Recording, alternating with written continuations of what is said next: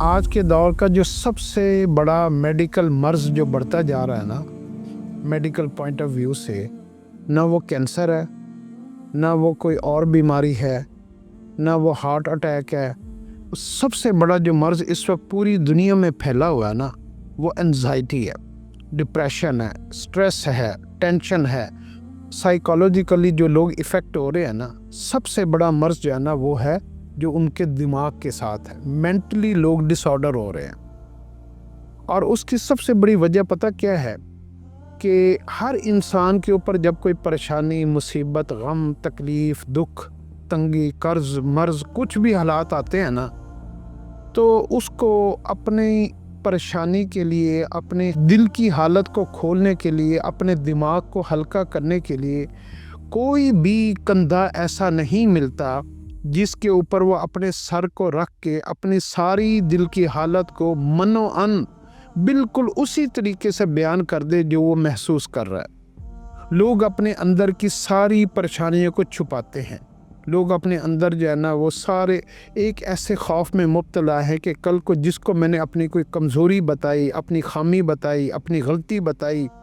اپنے گناہ کے بارے میں، اپنی ناکامی کے بارے میں بتایا، تو یہی لوگ کل کو میرا تماشا لگائیں گے، مجھے بدنام کریں گے، مجھے رسوا کریں گے، اور میں کسی کو بھی منہ دکھانے کے قابل نہیں رہوں گا. اور جب اس کو امید کی، حوصلے کی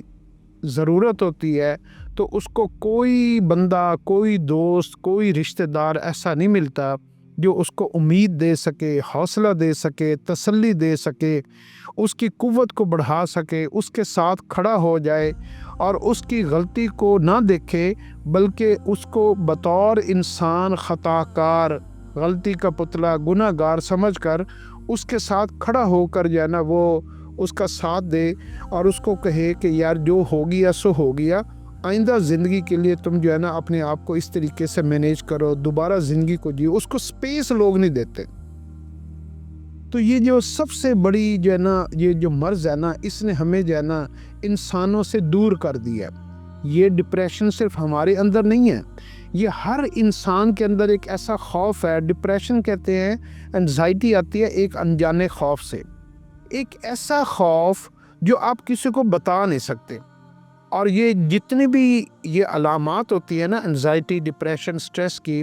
یہ غیر محسوس طریقے سے انسان کے اندر داخل ہوتی ہیں. انسان سوچ کچھ اور رہا ہوتا ہے کہ مجھے فلاں بات سے ہوا، فلاں بات سے ہوا، فلاں نے یہ کہہ دیا، فلاں نے یہ کہہ دیا،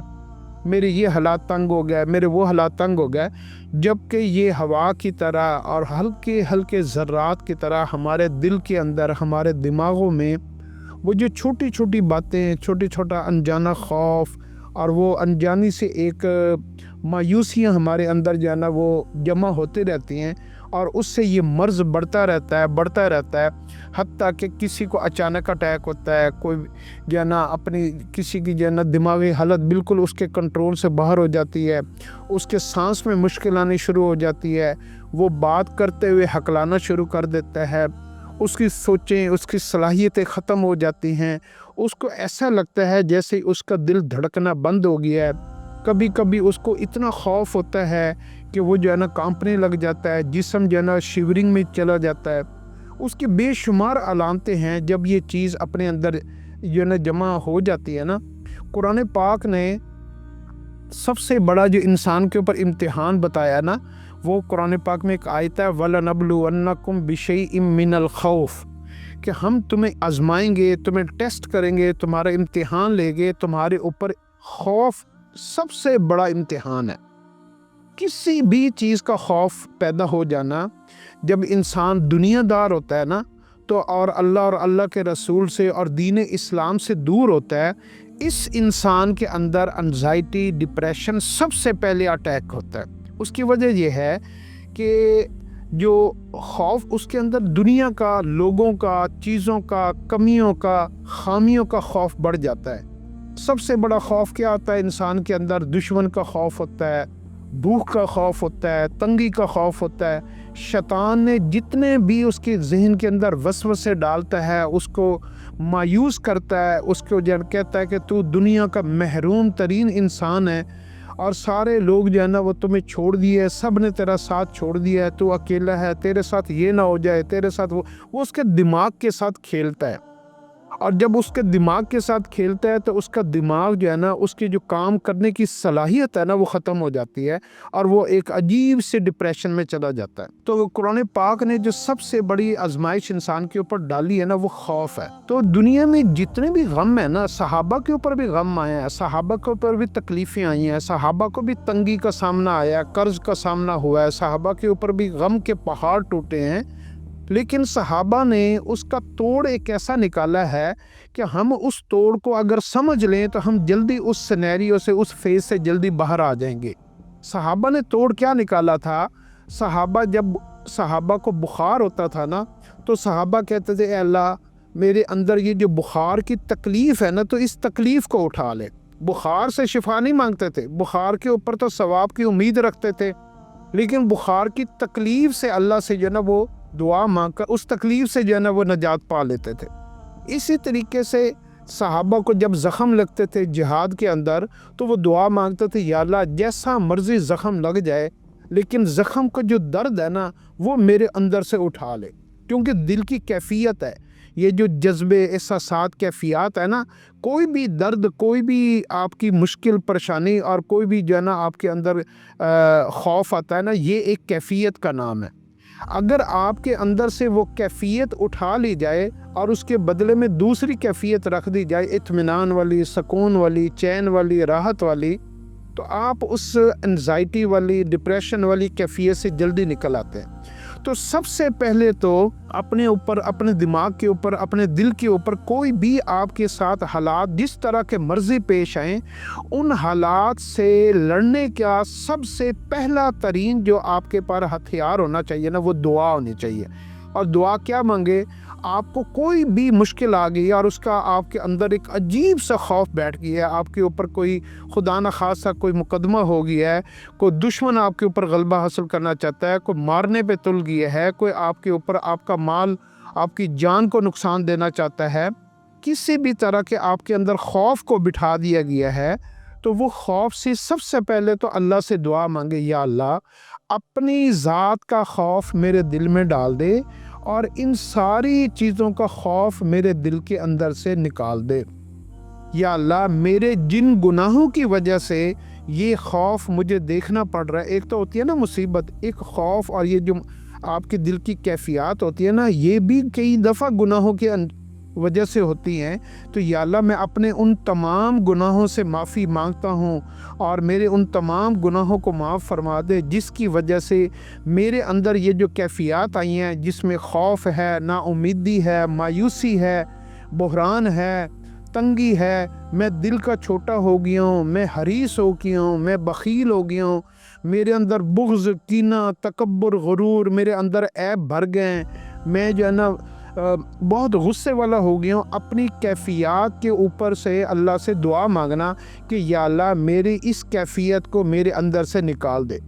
اچھا، یہ جتنی کیفیات ہوتی ہیں نا، ان کا وجود نہیں ہوتا، یہ جسٹ ایک شیطان کی طرف سے ایک دھوکہ ہوتا ہے، شائبہ ہوتا ہے، ایک تصور ہوتا ہے، ایک تخیل ہوتا ہے۔ تو یہ جو جتنے بھی آپ کی دل کی کیفیات ہوتی ہے نا، جیسے محبت بھی ایک کیفیت ہے۔ اب آج کل لڑکا لڑکی شادی سے پہلے جو محبت کرتے ہیں نا، یہ ایک دل کی کیفیت کا نام ہے، اور اس دل کی کیفیت سے انسان کو پتہ کیا لگتا ہے، میں اس کے بغیر نہیں رہ سکتا، اور اس کو یوں لگتا ہے کہ وہ میں اس کے بغیر نہیں رہ سکتی۔ یہ کیفیت دل کے اندر پیدا ہوتی ہے، اور ہم اس کو پانی دیتے ہیں، کھاد دیتے ہیں، بیج دیتے ہیں، ہم اس کے ساتھ وقت گزارتے ہیں، اور ہم اس پودے کو تناور کر دیتے ہیں، مضبوط بنا دیتے ہیں، اور وہ پہاڑ کی طرح لگتا ہے کہ اب تو اگر میں اس کے بغیر رہا تو میں مر جاؤں گا، اس کے بغیر میری زندگی کا کوئی مقصد نہیں ہے۔ کیونکہ وہ جو ہمارے اندر کی کیفیت ہے نا، جو وہ احساس ہے، وہ جو جذبہ ہے، وہ جذبے اچھے بھی ہوتے ہیں، جذبے برے بھی ہوتے ہیں۔ تو جب ہم برے جذبوں کو طاقتور بنا دیتے ہیں تو وہ برا جذبہ ہمیں یعنی کیا کرتا ہے، ہمیں وہ ہلاک کر دیتا ہے، ہمیں رسوا کر دیتا ہے، ہمیں بدنام کر دیتا ہے۔ تو اپنے جذبوں کے اوپر قابو ڈالنا، اپنے اندر کی کیفیات کے اوپر قابو ڈالنے کا سب سے جتنے بھی عمل ہیں نا، ان میں آپ کو سارے عمل بتاتا ہوں۔ वन बाई वन करके। सबसे पहला अमल जो मोमिन करता है, मुसलमान करता है, अल्लाह और अल्लाह के रसूल को मानने वाला करता है, वो सबसे पहले उस कैफियत, अगर तो वो कैफियत बुरी है और उसमें इंसान का नुकसान है, तो वो अल्लाह से दुआ करता है, या अल्लाह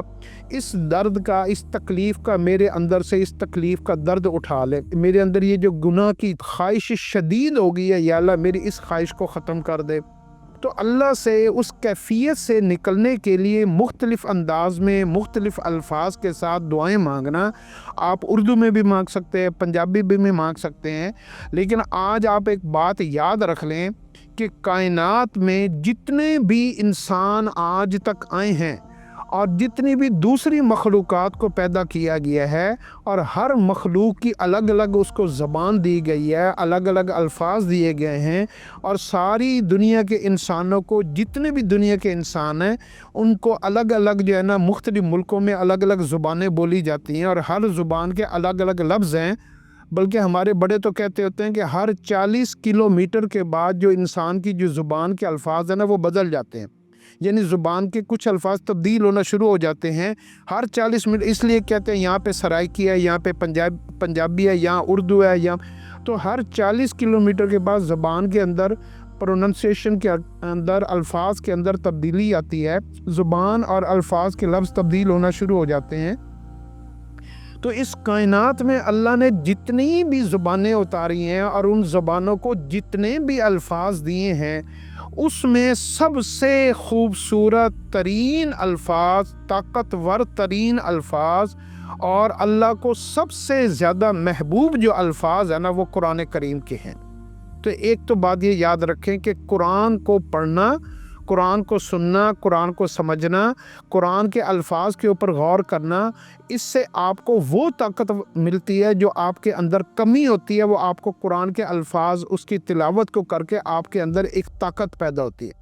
कुरान रूहानी कैफियत को चेंज कर देता है। कुरान आपके अंदर एक ऐसी ताकत पैदा करता है जो आपके बाद में आपकी ज़िंदगी में आप जो अल्फाज इस्तेमाल करते हैं वो उसमें भी आपको फ़ायदा देती हैं। तो कायनात में सबसे बेहतरीन जो दुआएं दी गई हैं वो कुरान पाक की दुआएं हैं। ये कुरान, यानी ये सारी दुआओं का निचोड़, सारी नबियों की दुआओं का निचोड़, सारे वलियों की दुआओं का निचोड़ जो है ना वो कुरान पाक से लिया गया है। हम जितने भी अंबिया अलैहिस्सलातु वस्सलाम ने आज तक दुआएं मांगी हैं, अल्लाह ने उनकी दुआओं को कुरान का हिस्सा बनाया है। जो कुरान की दुआएं हैं, इन दुआओं से सारी दुनिया के वलियों की दुआएं जो है ना, जो उन्होंने अपनी अपनी ज़ुबान में मांगी है, ये उसकी तफसीर है। असल दुआ कुरान की है। तो एक तो अपनी ज़िंदगी में ना कुरान की दुआओं को याद करना शुरू करें, एक एक करके दुआ याद करना शुरू करें। उसके बाद अल्लाह पाक ने जो कायनात में खूबसूरत तरीन अल्फाज अता फरमाए ना, वो अपने अंबिया अलैहिस्सलातु वस्सलाम को अता फरमाए। और हमारे नबी पाक सल्लल्लाहु अलैहि वसल्लम को अल्लाह रब्बुल इज़्ज़त ने जो अल्फाज अता फरमाए हैं ना, उससे बेहतरीन, खूबसूरत तरीन, बेहतरीन और उम्दा तरीन अल्फाज और दुआ जो दी गई है वो आप सल्लल्लाहु अलैहि वसल्लम को दी गई है। तो अपनी कैफियत से निकलने के लिए जो सबसे बुनियादी ज़रूरत है वो है दुआ। सबसे पहले आप अल्लाह रब्बुल इज़्ज़त से दुआ मांगे। इससे आप उस डिप्रेशन, एंजाइटी, क्योंकि आपका एक कनेक्शन, आपका एक ताल्लुक़ अल्लाह से फ़ौरन जुड़ जाता है जब आप दुआ की तरफ, अल्लाह की तरफ जो है ना अपनी जो है ना दिमाग को डाइवर्ट करते हैं। आप जितने भी साइकोलॉजिस्ट के पास जाएंगे ना, और बड़े बड़े मोटिवेशनल स्पीकर के पास जाएंगे, काउंसलिंग करने वाले लोगों के पास जाएंगे, वो आपके दिमाग के साथ खेल के आपको वो बातें वही बताएंगे जो बातें अल्लाह और अल्लाह के रसूल ने आपको बताई हैं कुरान पाक के अंदर। पहले वो आपके साथ खेलेंगे कि आप ये तो नहीं करते, आप वो तो नहीं करते, और जब आप उनको पैसे देकर आते हैं ना, और लंबी फीसें देकर आते हैं, फिर आपके दिमाग के कोने में एक बात बैठ जाती है कि यहाँ से ना मुझे आराम मिल जाएगा। तो वो सारे जितने भी आपका दिमाग का बातों से इलाज करने वाले लोग हैं ना, वो आपकी माइंड रीडिंग को, आपके माइंड को रीड कर लेते हैं कि कौन सी बात आपको अपील करती है, कौन सी बात आपको अपील नहीं करती, किस बात से आप गुस्सा करते हैं, किस बात से आप गुस्सा नहीं करते। तो वो आपको आपके अपने अंदर उलझाए रखते हैं और आप उसका मुस्तकिल मरीज़ बन जाते हैं, permanent customer, for ever client. तो تو یہ نہیں میں کہہ رہا کہ آپ ان سے علاج نہ کروائیں، آپ ان سے علاج ضرور کروائیں، لیکن جو اعمال ہمیں اللہ اور اللہ کے رسول نے بتائے ہیں ان اعمال کو ہم اپنی زندگی سے کبھی نہ چھڑیں۔ تو جب آپ کسی بھی کیفیت میں، احساس میں پھنس جائیں تو آپ کیا کریں؟ سب سے پہلے آپ اللہ کے ساتھ اپنی اردو زبان میں اس کیفیت سے نکلنے کی دعا مانگیں، اور اس کے لیے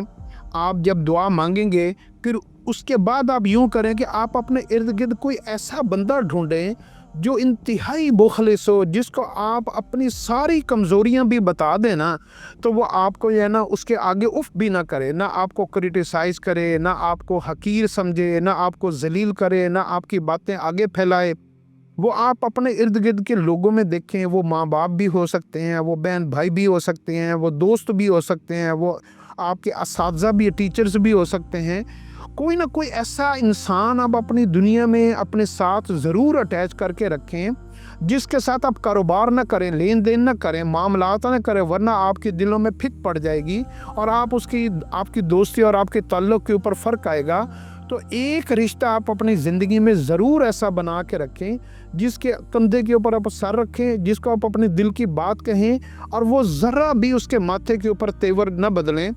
تو پھر کوئی ایسا رشتہ آپ ڈھونڈیں اور اس کے ساتھ آپ اپنے دل کی ساری باتوں کو کہہ دیں۔ اور اگر آپ کو یہ رشتہ نہیں ملتا، اور میرا خیال ہے کہ اس دور میں اس طرح کا رشتہ ملنا بڑا مشکل ہے، ناممکن ہے، تو پھر اس کا ایک حل یہ ہے جو کہ پھر اس کا ایک حل یہ ہے، حالانکہ وہ حل سب سے پہلے ہمیں کرنا چاہیے، لیکن عام طور پر ہم جب ساری دنیا اور دنیا کے لوگوں سے اور اسباب سے شکست کھا لیتے ہیں، ہار جاتے ہیں، ہمارا کام نہیں بنتا، ہم آخر میں اللہ رب العزت کی طرف آتے ہیں، مسجد جاتے ہیں، مصلی پہ بیٹھتے ہیں، روتے ہیں، تنہائی میں راتوں کو اٹھتے ہیں اور اللہ سے اپنے دل کی باتیں کرتے ہیں۔ حالانکہ یہ کام پہلے کرنے کا تھا، لیکن اللہ رب العزت ایک ایسی ذات ہے کہ اللہ رب العزت دیر سے آنے والے کو بھی قبول کر لیتے ہیں، جلدی آنے والے کو بھی قبول کر لیتے ہیں، اللہ رب العزت گناہگار کو بھی قبول کر لیتے ہیں، اللہ رب العزت پارسا کو بھی قبول کر لیتے ہیں، عورت، مرد، بچے، بوڑھے،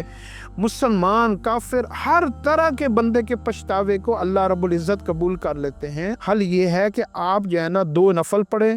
اور 2 نفل نہیں پڑھ سکتے، اس حالت میں نہیں ہیں تو آپ، یا اس وقت آپ نفل پڑھنے کی پوزیشن میں نہیں ہیں، تو پھر آپ کیا کریں؟ مٹی پہ بیٹھ جائیں، فرش پہ بیٹھ جائیں، صوفے پہ بیٹھ جائیں، کرسی پہ بیٹھ جائیں، دفتر میں بیٹھ جائیں، اور آپ اپنے دل کی ساری کیفیت کو نا اپنی زبان میں اللہ رب العزت کے ساتھ کرنا شروع کر دیں۔ یا اللہ، میں نے یہ کیا، تو جانتا ہے میں نے غلط کیا ہے، میں نے یہ کیا، میں نے یہ بھی غلط کیا ہے، میں نے اس کے ساتھ زیادتی کی ہے، میں نے اس کے ساتھ زیادتی کی ہے،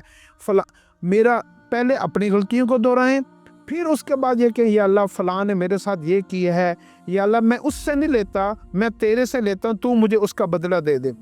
میں آپ کو اپنی زندگی کا ایک ایسا واقعہ بتاتا ہوں جس سے آپ کو میری بات سمجھ آ جائے گی۔ کاروبار میں ایک دفعہ کسی صاحب نے ہمارے پیسے مار لیے، جب میری ابتدائی کاروباری زندگی تھی، پہلی دفعہ میں نے کسی کے ساتھ شراکت داری کی، تو جو کچھ سرمایہ پاس تھا وہ بھی اس نے لے لیا، اور جو کچھ ہم نے بازار سے ادھار لیا تھا وہ بھی میرے نام پر تھا، وہ بھی اس نے لے لیا، اور سارا قرضہ ہمارے اوپر چڑھ گیا۔ اور جو ہمارا بھائیوال تھا، ہمارا پارٹنر تھا، کمپنی اس کے نام پہ تھی، اور کاروبار جو ہے نا وہ اس نے ہمیں کمپنی سے نکال دیا کہ میں تمہیں پیسے نہیں دے سکتا، بھائیوال نہیں رکھ سکتا، اور اتنا نفع نہیں دے سکتا، میں تو یہ پیسے کوئی مینیجر رکھ کر یہ کام میں اس سے بھی کروا سکتا ہوں۔ اور ہم جو ہے نا ایک عجیب کرائسس میں چلے گئے، اور اپنے آپ کو وہ بہت بڑا بدماش اور بڑا ڈکیت اور لفنگا، اس نے پسٹل اور پتہ نہیں کیا کچھ ہمیں ڈرانا، دھمکانا اور جان سے مارنے کی دھمکیاں۔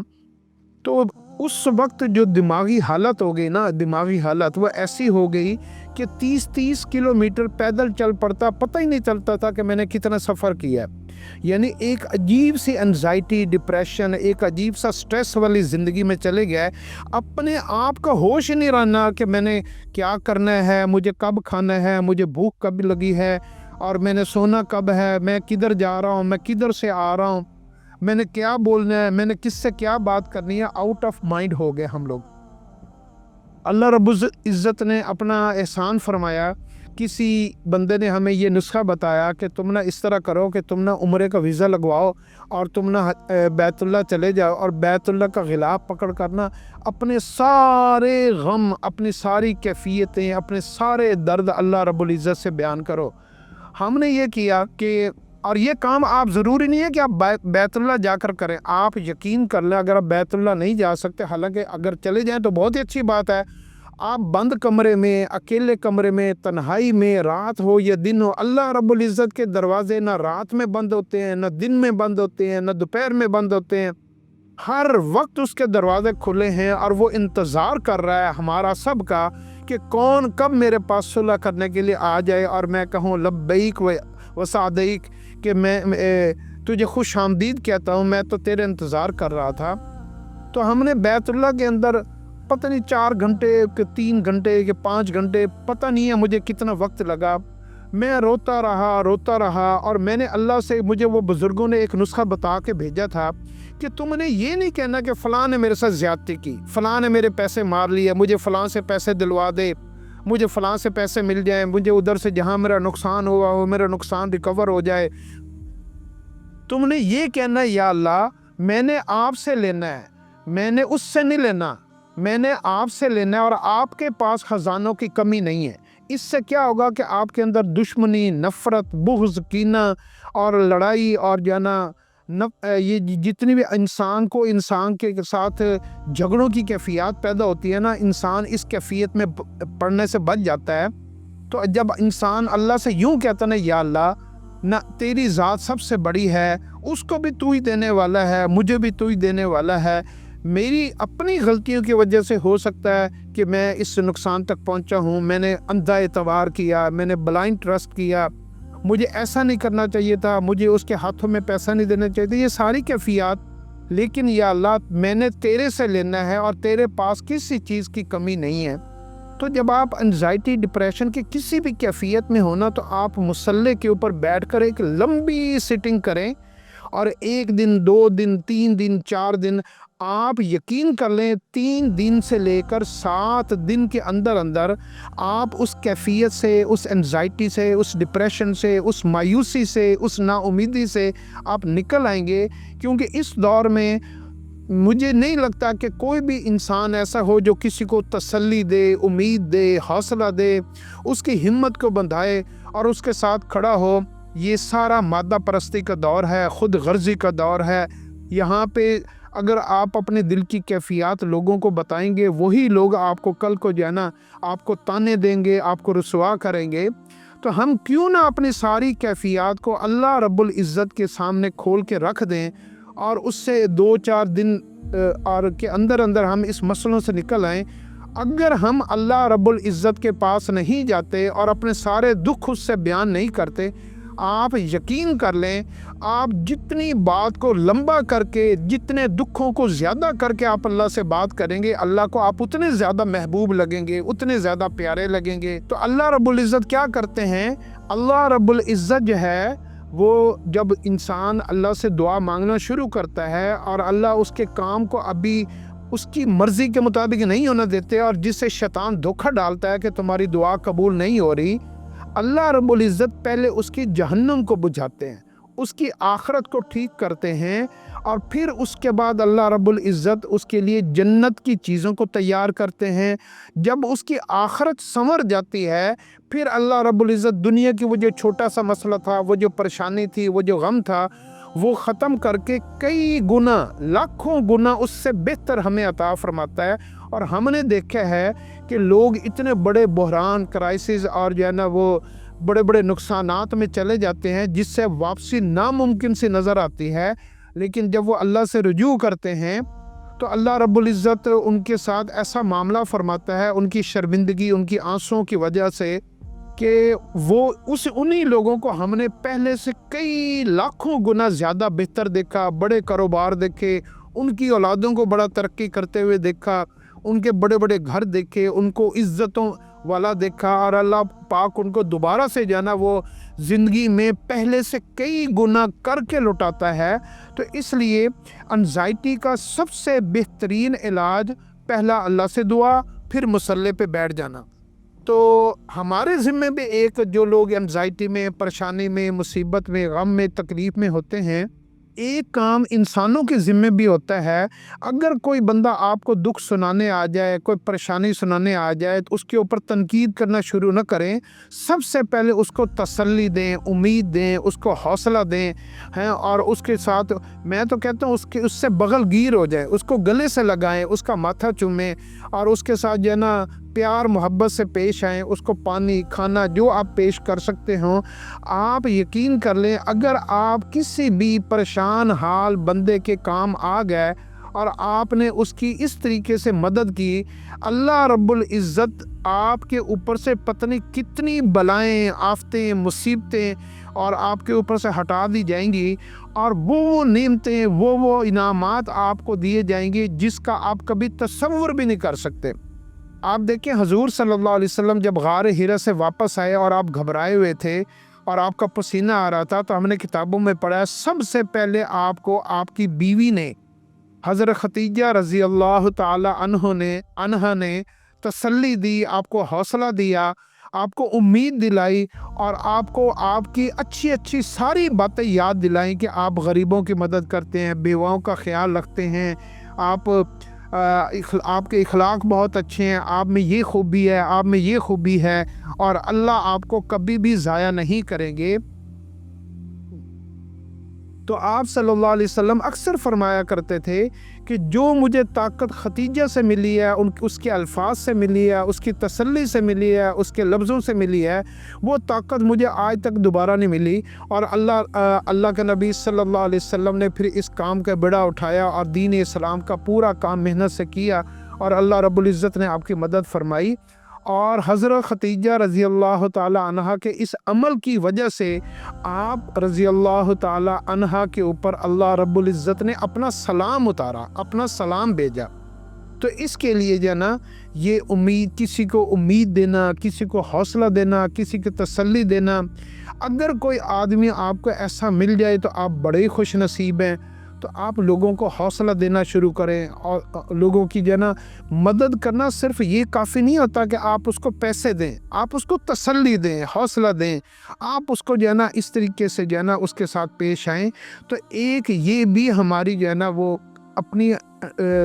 تو لوگوں کو انزائٹی، پریشانی، ڈپریشن سے نکالنے کے لیے ہم بھی اپنے آپ کو بطور دوائی کے استعمال کر سکتے ہیں، اور اس کو کوئی اچھا وظیفہ بتا سکتے ہیں، اس کے کام آ سکتے ہیں، اور خود اگر ہمارے ساتھ خدا نخواستہ کبھی کوئی اس طرح کی آزمائش آ جائے تو ہم کیا کریں کہ ہم اس آزمائش سے جلد از جلد نکلنے کے لیے اپنے تعلق کو اللہ کے ساتھ بحال کر لیں۔ اللہ ہمیں اس کی سمجھ عطا فرمائے۔